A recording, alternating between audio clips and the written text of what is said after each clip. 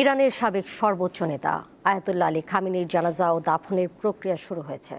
মরদেহ রাখা হয়েছে তেহরানের গ্র্যান্ড মোসাল্লায়। হাজার হাজার মানুষের পাশাপাশি বিদেশের বিশিষ্ট অতিথিরাও শ্রদ্ধা নিবেদন করছেন। বাংলাদেশের পক্ষে অংশ নিচ্ছেন জাতীয় সংসদের স্পিকার হাফিজ উদ্দিন আহমদ। তবে নিরাপত্তার কারণে অনুষ্ঠানে থাকতে পারছেন না খামেনির ছেলে বর্তমান সর্বোচ্চ নেতা মোজতবা খামেনি।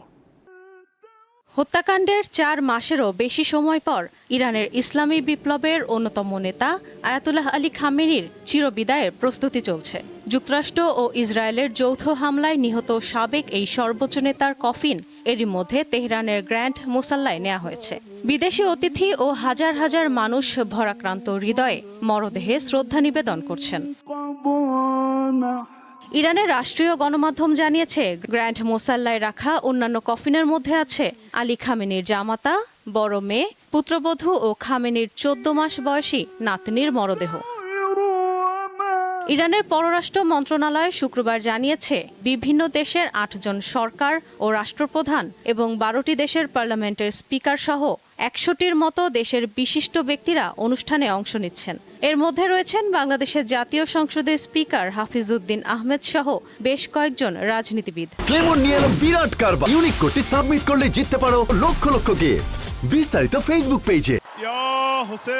ইরানের কর্মকর্তাদের ধারণা, দাফন প্রক্রিয়ার অংশ হিসেবে কয়েকদিনের আনুষ্ঠানিকতায় 1,50,00,000 থেকে 2 কোটি মানুষ অংশ নেবে। একে শতাব্দীর সেরা দাফনের আয়োজন বলে অভিহিত করেছেন তারা। আয়াতুল্লাহ আলী খামেনির শেষ বিদায় ঘিরে জোরদার করা হয়েছে নিরাপত্তা, খোলা হয়েছে হাজারো সেবা কেন্দ্র। ইরানের বর্তমান সর্বোচ্চ নেতা মুজতবা খামেনি তার বাবার জানাজা ও দাফনে থাকতে পারছেন না। জীবনের ঝুঁকি বিবেচনায় তাকে অনুষ্ঠানে যাওয়ার অনুমতি দেয়নি গোয়েন্দা ও নিরাপত্তা সংস্থাগুলো। গণমাধ্যমকে এ তথ্য জানিয়েছেন মুজতবা খামেনির মুখপাত্র হাকিম ইলাহি।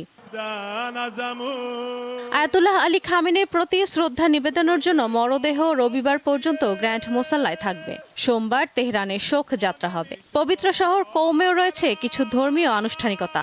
পরে ইরাকের বাগদাদ, কারবালা ও নাজাফে হবে স্মরণ অনুষ্ঠান। সবশেষ 9 জুলাই ইরানের গুরুত্বপূর্ণ মাশহাদ শহরে ইমাম রেজার সমাধিস্থলে খামেনিকে সমাহিত করা হবে। আলী খামেনির শেষ বিদায় অনুষ্ঠানে কোনো ধরনের হামলা না চালাতে যুক্তরাষ্ট্র ও ইসরায়েলকে সতর্ক করেছে তেহরান। চলতি বছরের 28 ফেব্রুয়ারি যুক্তরাষ্ট্র ও ইসরায়েলের যৌথ হামলায় 87 বছর বয়সী ইরানের তৎকালীন সর্বোচ্চ নেতা আয়াতুল্লাহ আলী খামেনি নিহত হন। তিনি 36 বছর দেশটির সর্বোচ্চ নেতা ছিলেন। ইশরাত সুমা, দীপ্ত বার্তা কক্ষ।